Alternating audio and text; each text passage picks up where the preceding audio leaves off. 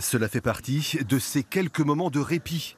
Des moments rares dans la vie de Roberto Saviano, aujourd'hui acclamé, récompensé, mais toujours en petit comité. Car dans la vie de tous les jours, c'est une toute autre histoire. L'écrivain et journaliste vit constamment sous surveillance, car il est condamné à mort par la mafia pour avoir écrit un livre, Gomorra, où il y dénonçait les pratiques de l'organisation criminelle.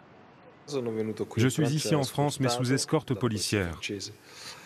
Venir ici, me déplacer, c'est ma manière de résister. Je ne veux pas rester enfermé dans une pièce, sinon c'est fini. Et comme je le dis souvent, la mafia ne m'a pas tué, mais elle ne me laisse pas vivre non plus. Et quand Roberto Saviano se déplace, c'est toujours dans un contexte ultra sécurisé, y compris pour le public venu l'écouter dans les salons de la préfecture à Nancy.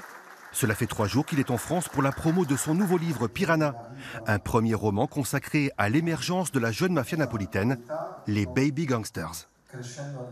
Naples est mon obsession. La mafia, c'est une blessure, mais ça me permet de raconter finalement tous les mécanismes du capitalisme contemporain. La mafia est dangereuse, mais invisible, y compris en France. On parle toujours des mafias russes, maghrébines, slaves ou italiennes.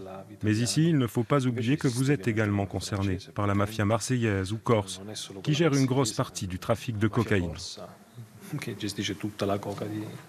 Il y a quelques semaines, c'est un autre écrivain condamné à mort qui s'exprimait en public à Nancy, un certain Salman Rushdie. Aujourd'hui, Roberto Saviano. Nancy, terre de résistance pour la liberté de parole, il faut croire que oui, pourvu que ça dure.